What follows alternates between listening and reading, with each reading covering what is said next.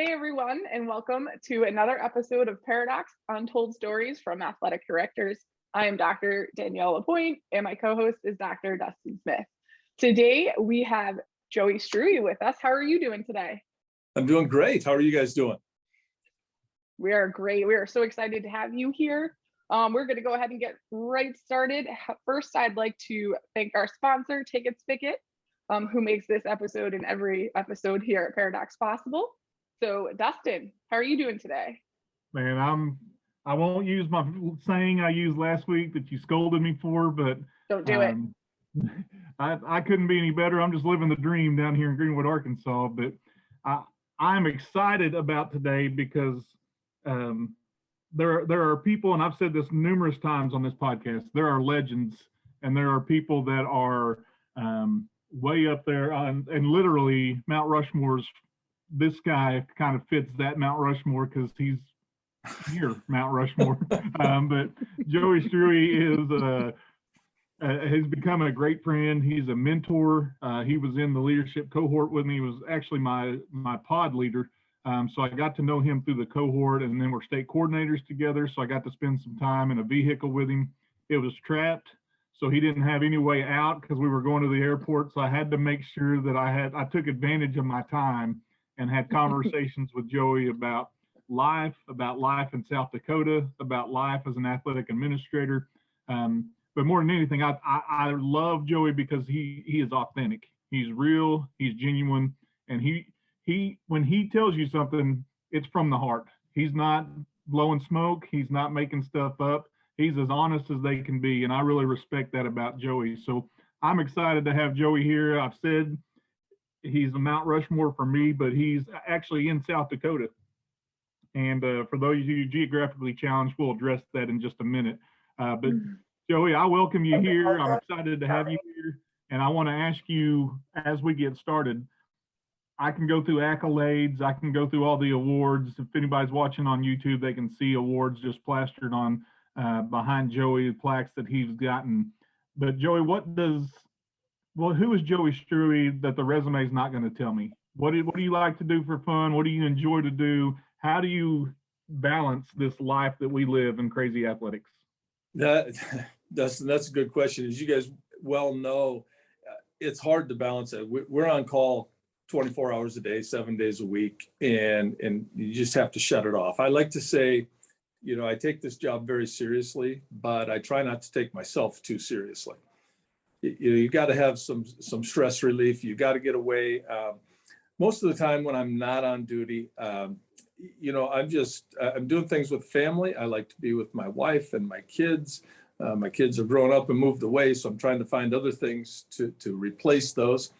Taking up some golf lately, things like that just to get away and relax just a little bit. So let me ask this: what does golf look like in South Dakota? Like, what are the seasons that you can play golf? Well, you can play golf whenever the course is open, which is only about 6 weeks a year. No, it's a little more than that. Our spring golf season, we start that in late March, but we typically don't get a lot of matches in until late April. But you can get out on the course different days of the week, depending on the weather, obviously. But they're open a lot of times. It depends on how bad you want to play. You want to play when the wind is blowing 50 miles an hour or it's 50 degrees out. You got to really be an avid golfer to want to get out there in that kind of weather. Well, I used to play golf with a basketball coach, longtime basketball coach at the college level, and he would always say he played Christian golf. When he hit it, only God knows where it's going. So that may be a great recipe for him with 50-mile-an-hour winds. When I keep score by the number of golf balls that I lose. So if I finish 500 for the day, that just means I got to go buy a new sleeve of golf balls. I like that. So, that's why I like best ball, right? It's never mine. As we look at that, Joey, you want to let's geographically place you on the map and tell people where exactly you're at, so people in the country or in the world that are listening to this can know exactly where the King Joey Struwe reigns. Well, you're gonna have to lay off a little bit on that. I don't know whatever's in your coffee this morning. Sioux Falls, South Dakota. I'm at Lincoln High School in Sioux Falls, South Dakota. We're straight north of Kansas City. If you want to go to the center of the country, about 6 hours. So straight up I-29, about 5 or 6 hour drive. And how far from Mount Rushmore? We're about a 4 hour drive from Mount Rushmore, just on the other side of the state. Now, I bring that up because one of our mutual friends and somebody we've talked about several times has been able to experience that with you going to Mount Rushmore, but it was unique in that it was rather quiet at Mount Rushmore. Had you ever seen it like that before? Never. Did you see the picture that Doug posted on Twitter? I took that picture with my camera. And we were literally the only people there. It was the only car in the parking lot. In fact, when we pulled in, I thought, oh man, they're not open, But when we walked in, it was all lit up. It was 11 o'clock at night, and it was just the most serene thing I've ever seen in my life. I've never seen a national monument completely empty. I never even considered it. Never even thought about it, Nate, that there was nobody there. There was nobody there at a certain point in time. Just didn't even think about it that way. So is it similar or eerily similar to some golf courses up there that there maybe is just one car in the parking lot? Well, you'd like it I like it when there's nobody on the golf course, because then I can't hit anywhere. Right. True story here. When we were younger, my wife and I used to golf together, and then we went away from it for a long time when we started having kids, so we didn't go out anymore. I hit my wife with a golf ball. She was behind me. Yeah, you got to explain this. I want her side of the story. Where is she? We need to talk to her. She's not here, so she can't defend herself, but she got nothing to defend. It was me. I teed off, and of course I sliced, and it hit a tree, and it bounced back and hit her right in the thigh. That left a mark. It did, as a matter of fact. Here's my question. Did you go golfing with her again, or was that the end of the golf excursion with the wife? No, she, to her credit, she would continue to golf with me. She was just a little bit more on the lookout for where I was going to hit the ball. Hiding behind the golf cart as you go, crouch down. Yeah, I might be the only one in the world who can claim that they hit somebody who was behind them. Yeah, that's a special skill, Joe. You may have a talent that the PGA needs. I'm sure I do.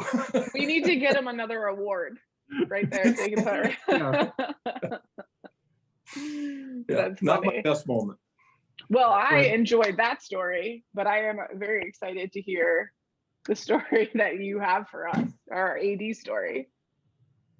All right. So this must have been 6 or 7 years ago when I was at my previous school in Harrisburg at the state track meet. The 100-meter dash in the preliminary rounds, there was a three-way tie.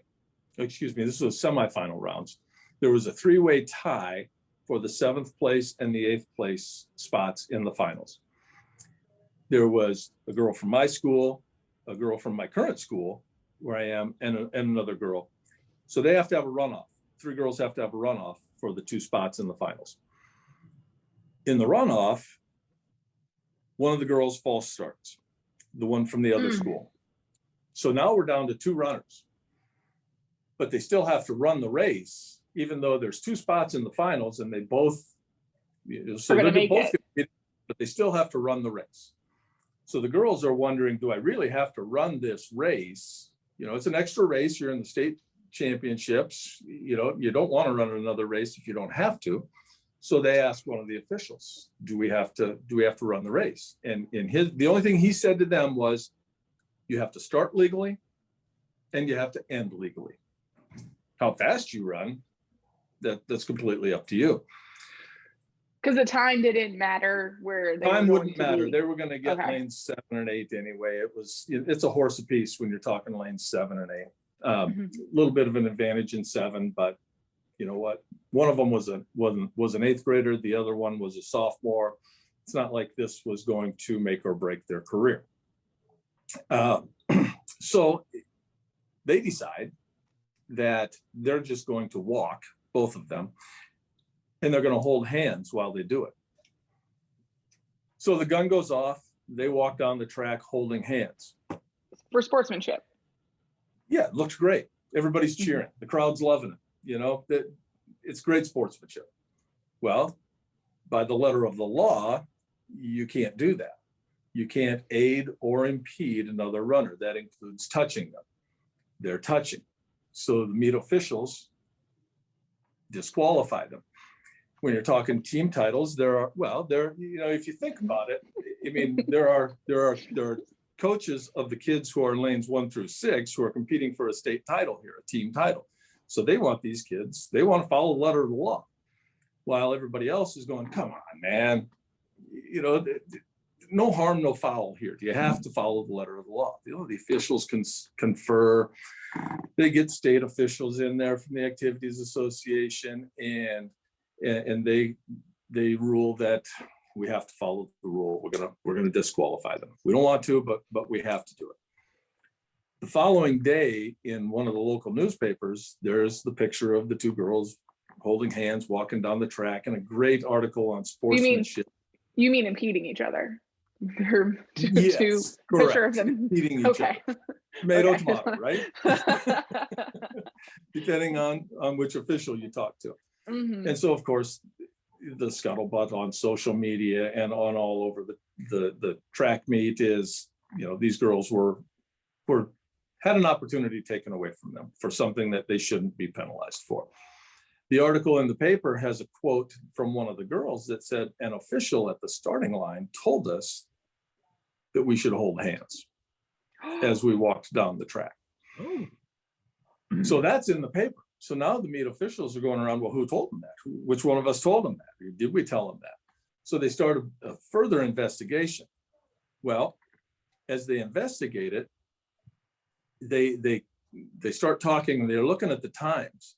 Well, to break a tie for the finals, you can go out to the 1,000th of a second by rule. Mm-hmm. Well, if you go out to the 1,000th of a second, the girl who false started in the runoff would have been eliminated. So now there's absolutely no need to have ever had a runoff in the first place. So now we've got another layer. So stressed right now. Next day. So yeah, so now we've got another appeal that comes in. So this should have never occurred.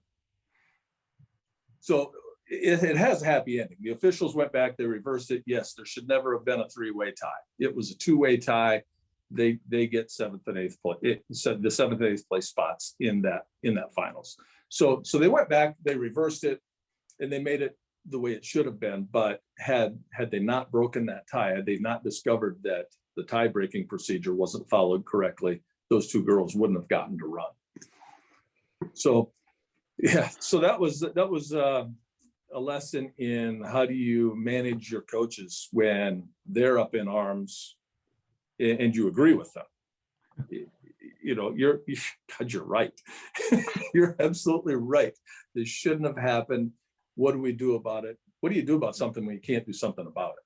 There's absolutely no way that I could overrule the state association.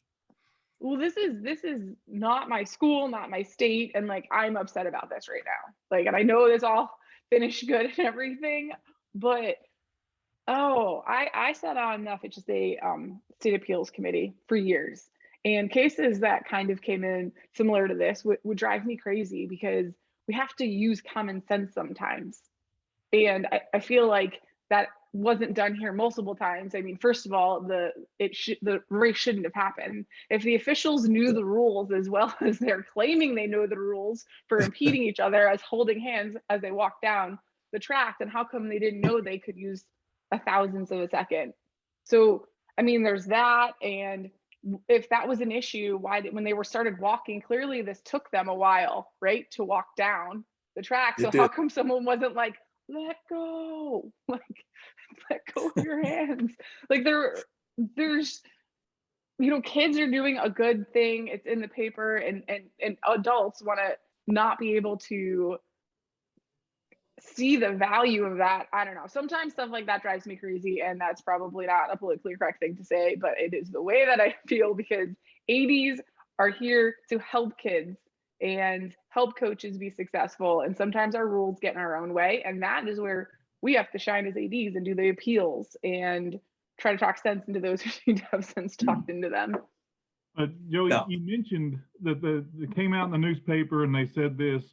I want to go back to actually when the moment happens. Where are you in this process? Where are you witnessing this? Are you chest Are you puffed there? out saying, this is great, this is a great display of sportsmanship? Because at the end of the day, that's what we want to see. Where are you in this moment when this takes that place? I was there. I was on the infield of the track, and I watched. I didn't watch the whole thing. I saw about the last half of it. When people started cheering, then it caught my attention. I looked over. I was looking at a field event and watching that at that moment. So then I turned and watched. Then I watched it and I thought, oh yeah, that's nice. You're proud. Yeah, that's a good thing. What Was could this home for possibly you? be bad about this? Yeah. Was this a home event for you, or were you away?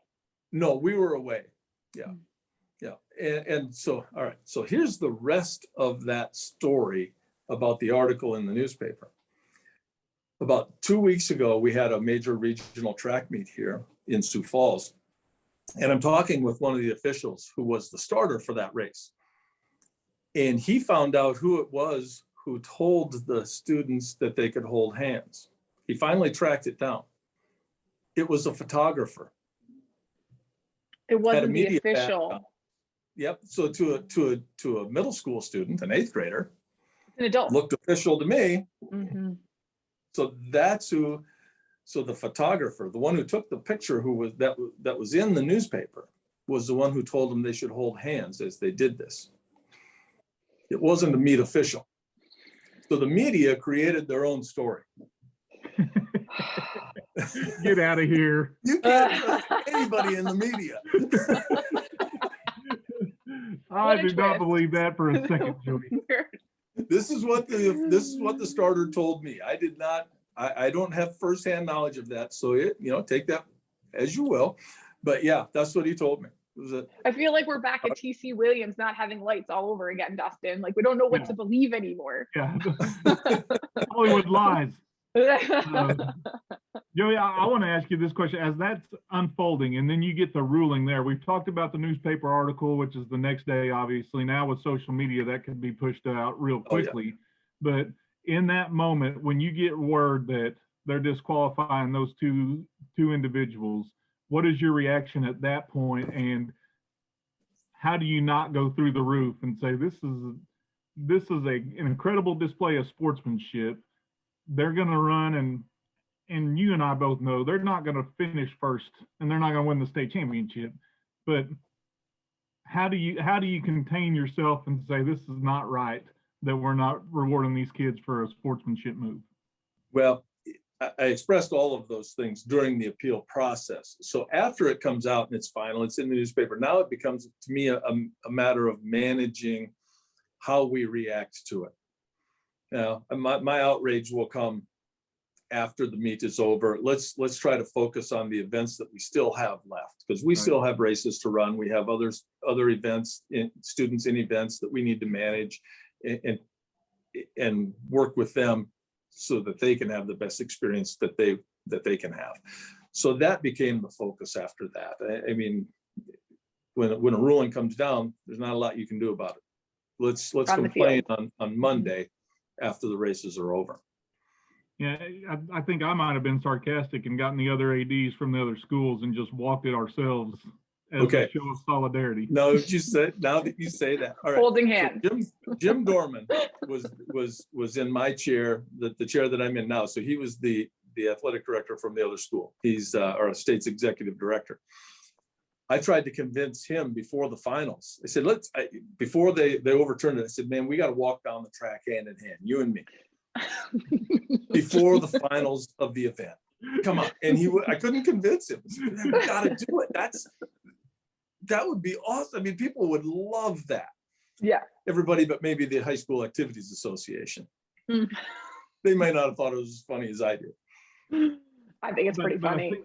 That's an incredible point. And what a moment for your kids to be able to say, hey, my AD's got my back. We did this out of it was the last two we had to do it. So this was our way of doing it for us. And then if I saw my AD doing that, I'd been like, that's my dude right there. That guy right there will battle for me. Mm-hmm. Yeah, I couldn't convince him, but then it wouldn't have happened. We wouldn't have done it anyway because they did overturn it. So there was no need to do that, but I couldn't convince him to do that with me. And you would have had a rough time walking down holding your own hand. Yes, probably wouldn't yes. have looked as good. They wouldn't have got it had I been doing this walk. Probably wouldn't have had the same effect. And you couldn't dash between lane 7 and 8 because then you're illegally running, so you wouldn't have been able to finish. It's a frustrating story. This is a frustrating story. It is. It is. You can't make that up, though. There are things that happen that you just shake your head, and probably similar to what does the athletic director do when the wrestling official makes a kid cut his hair before he takes the mat? Right. I mean, done is done. What do you and you do may not even, you don't know about it until after it's happened. Right. And yeah, it's yeah. And Dustin brings up a great point. Like, as angry as you might be and you feel, you have to still make sure your coach is calm and taking care of your other kids, and your kids are calm, and possibly the parents too, if the parents definitely the parents, yes, are there, all of the parents not upset about it. And yeah, just to do what, sometimes you just got to do the right thing. And I just want to ask this, Joey, what was the conversation like with the girls? And then, parents are getting involved. What was that conversation like from your chair, with those individuals involved? Because it is a sticky subject, and you support what the kids did, but you also are subject to the state association. You can't overturn them. So how is that conversation? As ADs, we deal with parents. So how did you handle that? Well, that's exactly how I did. Yes, girls, what you did was not wrong. It was not wrong. Letter of the law, which is what they're going by, because they've got other people. Lincoln High School, which is where I am now, was competing for the state title, the team title. So there are other coaches and other teams who are in competition with them, where that 2 points, that 1 point could make the difference in a team title. So to them, applying the letter of the law is what they're arguing. We have to apply the letter of the law. We have to do it. So, and their motivations may be not as empirical as you would like, but that's a fact. Those things are happening. So there are officials who are listening, have that chirping in their ear as well. So it just becomes a matter of trying to help them understand a little bit better, even though that we're not going to agree with it. We disagree with it. Here's their logic. Here's their rationale. You just try to lay it out, even though we disagree. You're absolutely right. Bring up a great point about maybe other ADs being on the other side, because it may affect their ability to have team points. But I would never want my school to win a title with that in the background, with me supporting kids holding hands across the finish line. Because at the end of the day, to me, that show of sportsmanship and what we're capable of as athletes and humans, and creating, role models and citizens that are going to graduate is far more important than the 1 or 2 points. And I want my team to still win. I want them to win the state title, but I want them to do it correctly.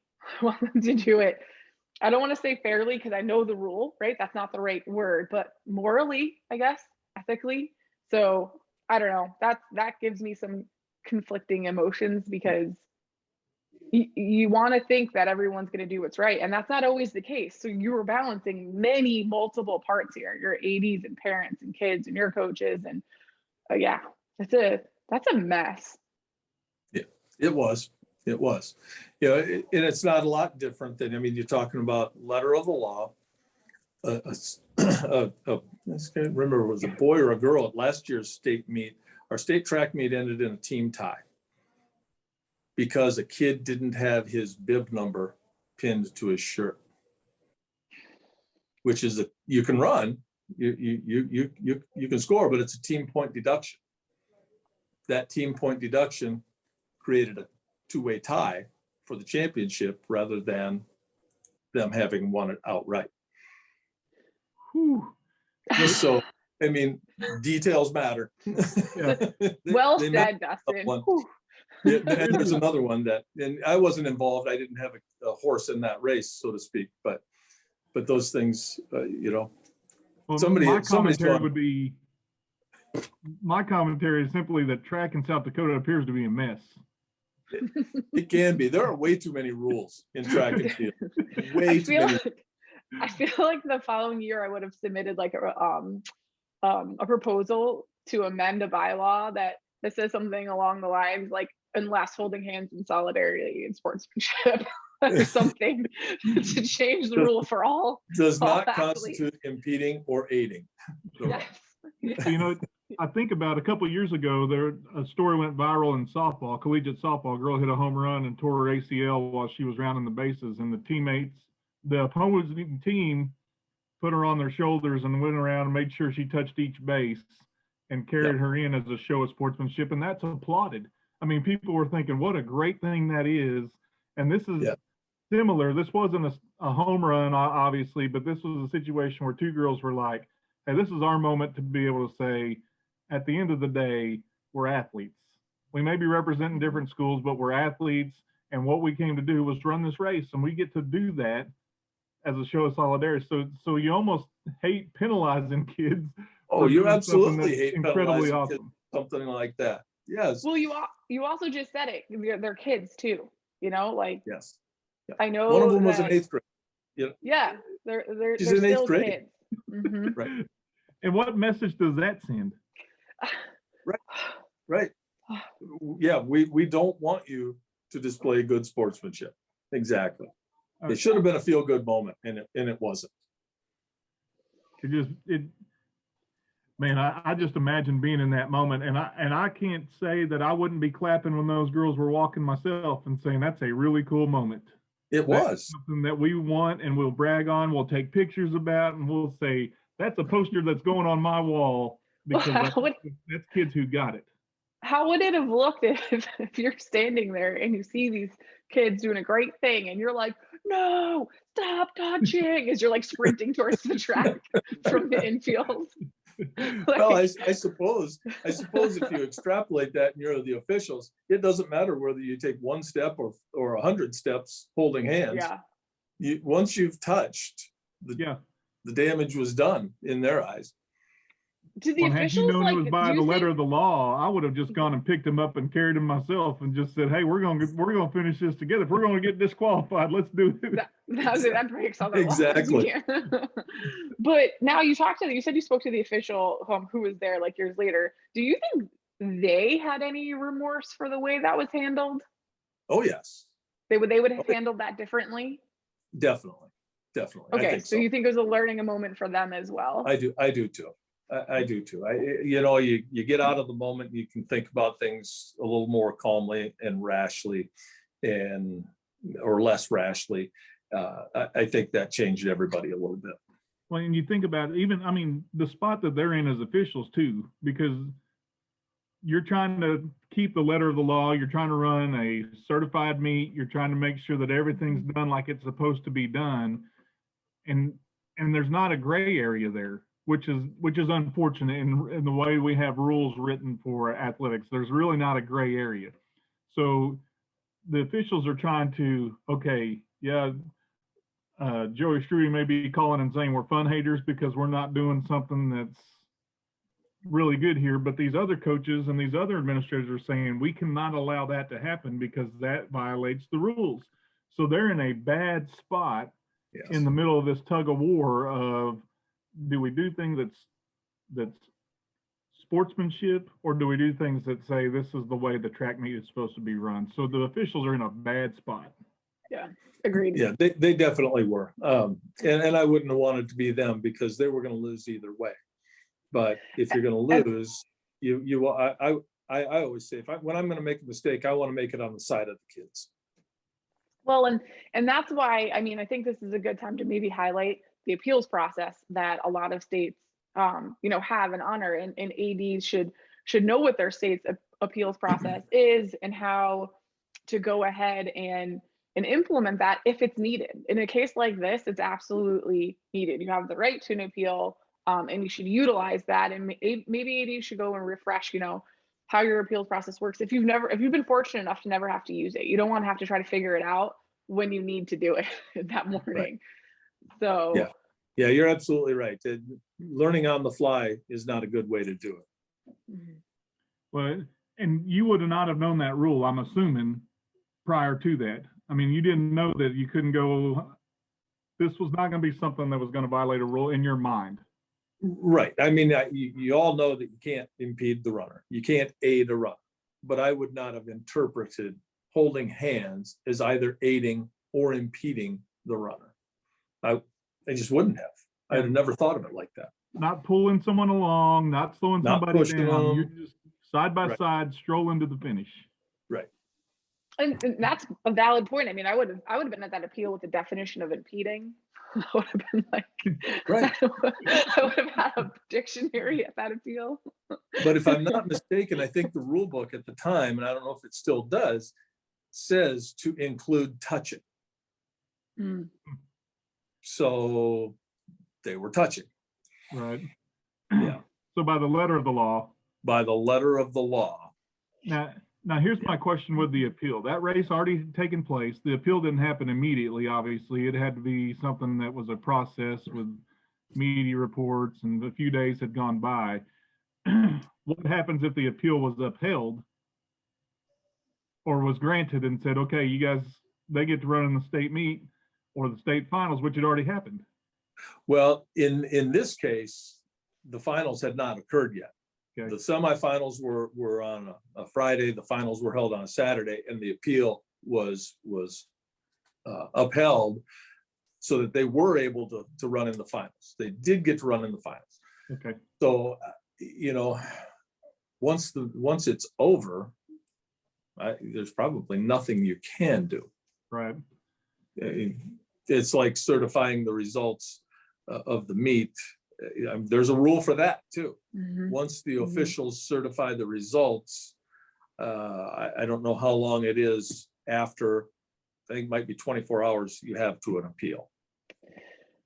And It's I think just about such the association too. I mean, they're in a spot because Yeah, and they were there. nobody's going to say we don't want kids to show sportsmanship. Nobody's going to say that, and so they're in a spot to say, I would assume, hey, this was a really cool thing to see and be part of. But we've also got the other side of things where it's if we're going to do a certified meet and we're going to have this for the finals, we've got to make sure that we're above reproach, and that could be a gray area considering the interpretation of the rule. Right. And this is such a hard one. Like, I believe in following policies, and the bylaws are there for a reason, right? I'm a firm believer in that.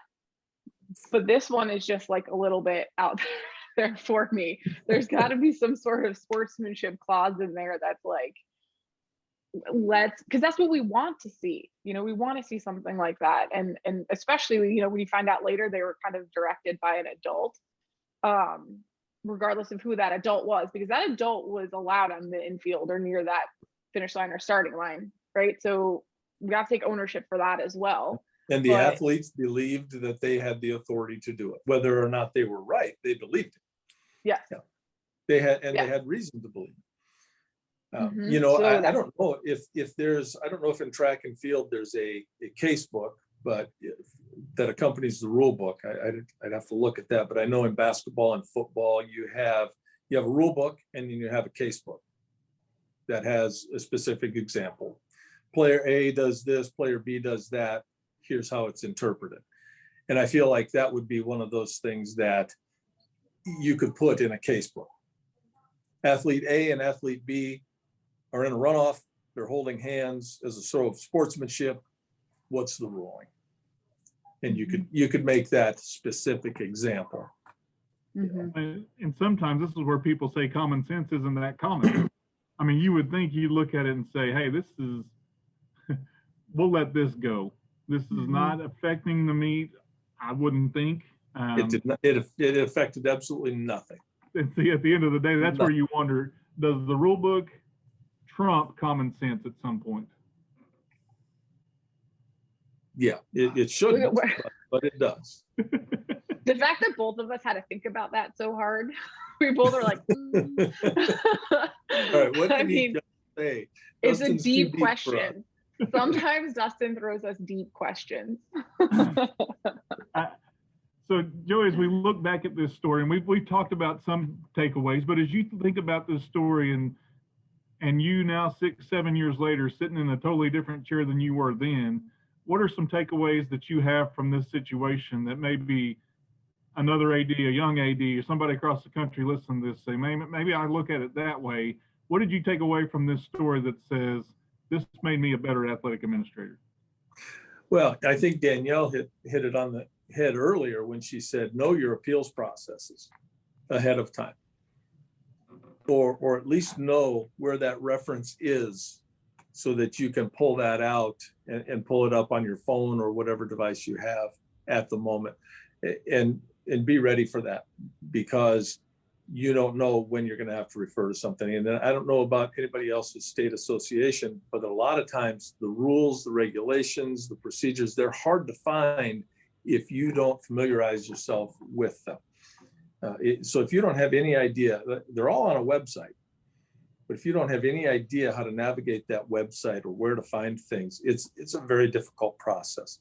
So you just want to be prepared, not only for the process, but to control the emotions of everyone involved. Because when we start getting upset, your initial reaction is to throw your hands in the air and say, oh my God, what are you guys thinking?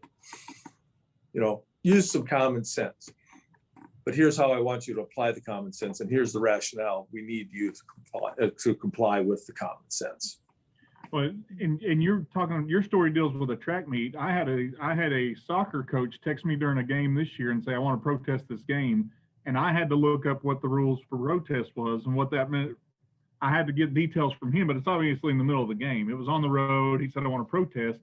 Well, I've got to familiarize myself with what that process looks like and see if that even fits into a protestable stance, I guess. Can we protest a game based off something? And so I think you make a great point in understanding what that process is. You're not going to know it for every single sport. That may be difficult to know in every single scenario, but you need to at least be familiar where to find it if you need to look for it in a situation like this arises. And another thing is to develop relationships with the people who make those decisions. If you have an activities association or an athletic association, know the people who are in the office, know the people who are in those positions to make those decisions. I've got them on my phone, I've got them on speed dial. They pick up when I call. So when I have those questions, they know how to answer them. I want to jump on that for just a second, Joey, with you saying know their network, but that doesn't mean that you're persuading them to make a decision. They're still going to follow the letter of the law, but you need to know who to ask that question to. That's correct. Resource. I'm not talking about even right at the moment persuading them. I need to know, you're right, like in the soccer match, what's the process for appealing a game? Right. Those are the things you call them, you ask them. All right, so it's here. So here's the process. Now, do I have an argument if such and such a thing happens? And we deal with those things a lot with an open enrollment situation. A kid comes from another school district and they enroll in your school district. What are the rules, the regulations? And those are so complex that you need to have a resource at a state level that can answer those questions. Well, and we've heard stories before where not necessarily even the appeals process, but a step before that is knowing where to look up the exact wording of the bylaw. Because you can know the bylaw, but you also, the exact wording, like you said, it also says touching on top of impeding, for example. So we've had Jim Harris had to do that on the field for his lights. I've been in numerous situations where an official told me a policy and I was like, in my head, I'm like, I don't know about that. So I just went and looked it up on my phone really quick, saw what the policy really was, and then I could continue my decisions from there. So the familiarity with not only the appeals process, but with the rule book in general and the bylaws for that particular sport, I just think are very, really good practice. When you're going to get questions. Parents are going to ask questions and say, hey, where is this? Why can't we do this? And in the moment you may say, yeah, I'm with you on that. I think that makes sense. Well, upon further review, here's the rule, and we're all playing by the same rule. So whether or not your son did it, and it may have been a great gesture by the letter of the law, which is what they're going to stick to, we got to abide by that, and that's the association we're part of. Yep. Right. And it's also an okay thing to say, let me double check. I'm going to double check that bylaw, or I'm going to look up that policy. I think that's a very inappropriate thing to say, because you're expected to know how to find them and how to navigate it. But I mean, our book in Florida is thick. It's not just a couple pages. So I think it's it's important thing, especially when you're speaking to a parent or a coach, to be like, yeah, let's double check. Let's find that rule and let's read it. Yeah, I do that all the time with state policy, with school district policy. I never want to quote it and say, I absolutely know this is the way.